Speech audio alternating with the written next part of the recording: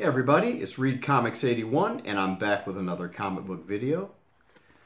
So today's video is going to be a little different. Those of you may know who watch my channel regularly that I do buy low-grade books from time to time. So I do consider myself a low-grade collector. And there are different reasons why I collect low-grade books. Sometimes it's because I'll buy a low-grade key because that's the only way I can afford to purchase that key and have it in my PC. Another reason that I might buy a low-grade book is because I feel like I'm kind of like rescuing the book, you know, like if I don't buy this book, nobody else is going to, and I hate to see a book just be destroyed or just continue to fall apart or what have you. So I'll sometimes rescue a book.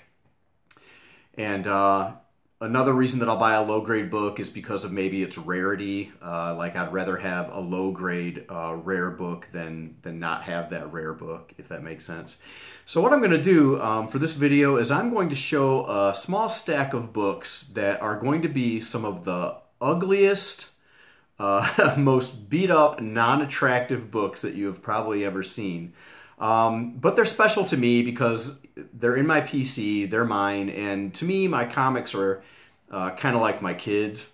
No matter how ugly your kids might be, you're not going to get rid of them. You're not just going to kick them out. You're going to love them just as much as you love the beautiful kids, the cute kids. So anyway, let's go ahead and get started. And this first book I'm going to show is Archies Girls, Betty and Veronica, number 320. And this is the first appearance of Cheryl Blossom. Now, I found this book at an antique mall for, I think it was some weird price, like $1.95 or something. And she's pretty ugly, but this is a book that I don't see a whole lot of people show. In fact, I might have seen this book shown like once or twice in the 6.5 years that I've been on YouTube now. But apparently this is a pretty hard book to find out in the wild, and this can go for some money. And what's interesting about this copy is it's got some character. It's got a spine roll. It is from the Tracy Jankowski collection, as you can see up there. She wrote her name on there. It's got some foxing. It smells a little bit like a musty basement, but she's mine, and I'm happy to have her in my collection. So there's the first ugly book. And they only get uglier from here on, guys. The next book that I'm going to show, I found this at an antique shop. I got this for, I think it was $1.50. And this is... What year is this from? This is from 1955, and this is All True Crime Cases number 28. This is an Atlas comic, and it is pretty brittle. As you can see, the spine is really brittle there. I'm afraid to handle this too much because I keep envisioning it just like falling apart, like crumbling apart like a Butterfinger candy bar or something. How sometimes those candy bars will fall apart. So I'm going to try to avoid handling this too much. I will flip it around and let you see the back cover, though. Wow, look at those chips. Massive chipping, water damage, or whatever that is. Chipping on the front cover. Looks like somebody attempted to do some type of algebra or something in either a greased pencil or a crayon on the front there. But I love having this book in my collection. I love the character that this issue has. And, yeah, just another ugly book that I am proud to own. Okay, moving on. This goes into the, like, scarce category. This is a book that I found on Craigslist in a lot of Spire Christian comics, and I drove up into the Thumb area of Michigan, which is quite a drive for me, to get this lot of books, because it had this book in it, Hansy, the Girl Who Loved the Swastika. Now, this one isn't in horrible condition, but it's pretty rough. It's got some creasing. It's got a lot of foxing, blunted corner. The spine's worn. It's dirty. There's all that foxing that I was talking about on the back cover. But any copy of this book, even low-grade copies of this book, command a pretty good amount of money because this is a scarce book and it's highly sought after. I think Don, the comic book junkie, has, I don't know how many copies of this book he has. I think it's at least 50, but he's like one of the hardcore collectors of this book. But yeah, happy to have this handsy, low-grade copy of this book in my collection, and unless I can find an upgrade at a reasonable price, I will probably always keep this in my collection. It's not going anywhere. So there's the third ugly book. Fourth ugly book. This one is unique. This one's kind of special to me. I'll just go ahead and show it. This is Racket Squad number 17. And I think this is from 1955 as well.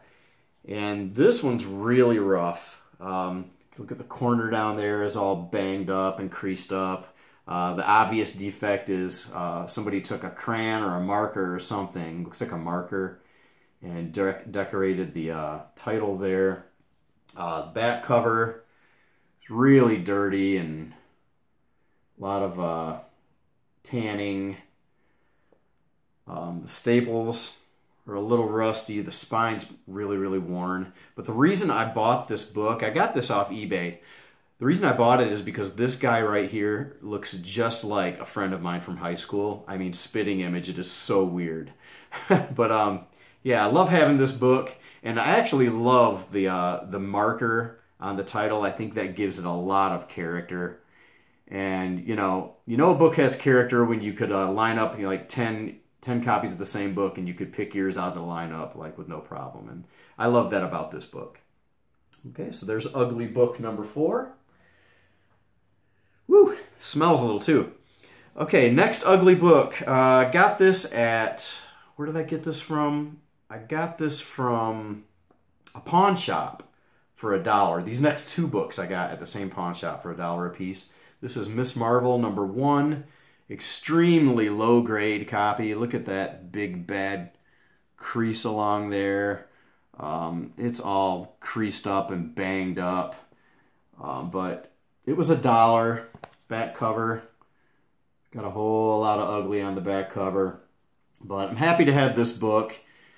Just not a book that I ever felt comfortable paying retail value for because I don't care about it that much. But for $1, I'll definitely pick this up. Story was entertaining too. She whips ass on the Scorpion in this book. Yeah, so there's ugly book number 5. Number 6, they're getting really bad now, guys. This one's really bad. But I could not leave this behind at the pawn shop for $1. DC Comics presents number 26. And this sucker, the cover is detached. As you can see there. I mean, it's really falling apart. What else do we have going on here? Just a whole lot of damage, a whole lot of creasing, big tear there, giant split there. Back cover, just as ugly. Look at that. Wow, that bottom edge there is roached. But, like I said, it was $1, and first appearance of the new Teen Titans, Cyborg, all those characters. Very significant book. Just could not leave it for $1. So this is one of those books that I would say that I rescued, because if they hadn't sold this, this probably would have just gone right in the trash or the recycling or something. So glad to be able to rescue this book and have it in the PC. So now I can at least say I have this book, even though it's trashed. Okay, next book. This one, I was very, very happy to find in the basement of an antique shop. I used to call it my honey hole. Every book down there, they had thousands and thousands of comics. They were all $1 a piece. And this was actually one of my better finds, despite the terrible condition. And this is DC 100-page Love Stories number 5. And this is from 1971. And this is considered by many sources to be the hardest Bronze Age book to find. I guess it's the scarcest. And if you look closely at this, let's zoom in on this. It has got some major issues, rips right there. It's wavy, a lot of moisture damage up there. You can see the staining across the bottom. The back cover, really cool looking back cover, but it's got some damage too. And yeah, even in this condition, corner there is missing a piece.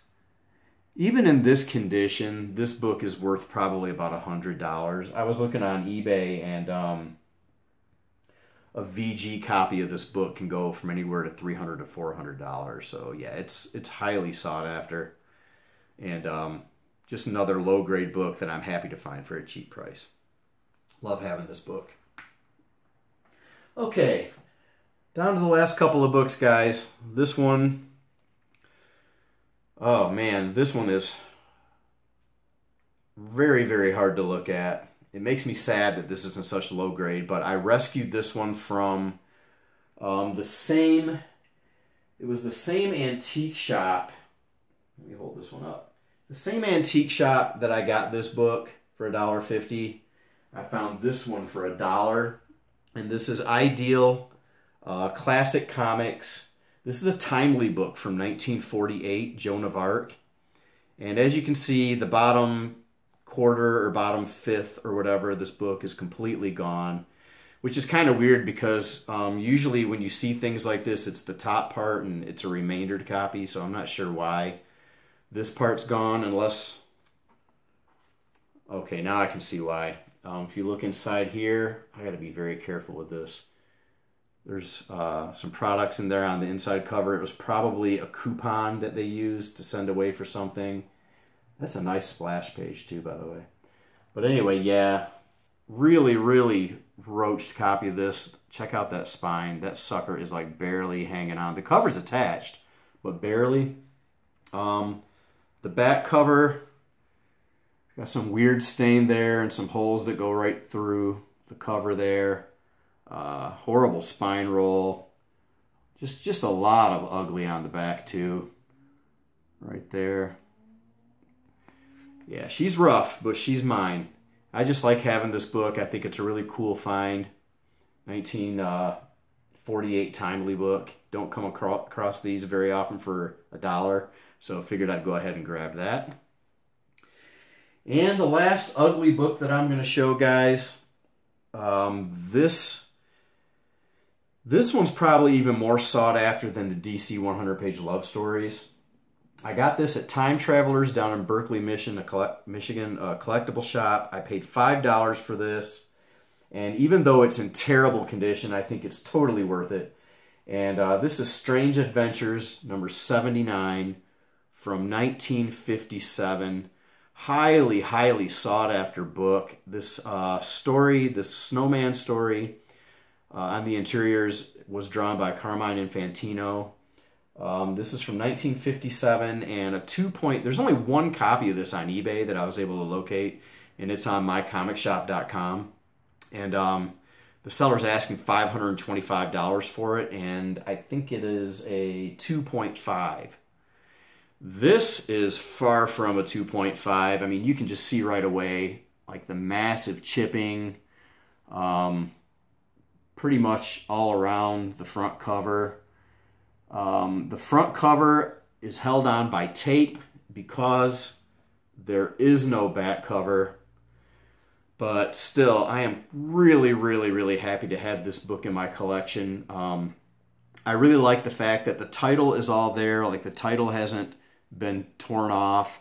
There's no major pieces missing from the main image on the cover. I hesitate to say that it presents nicely because it presents very poorly because of all this damage, but you know, the main cover image is intact, which I like a lot about it, and really happy to have this book in my collection. So I hope you guys enjoyed looking at my ugly books, and I'm not going to call this a tag video, but if you guys out there want to make a video showcasing some of your low-grade books, I'd love to see it. If you do, just send me a message or put a comment down in the box below and let me know that you made a video, and I would love to see it. So that does it for this time around, guys. Happy hunting, and I'll see y'all next time. Bye.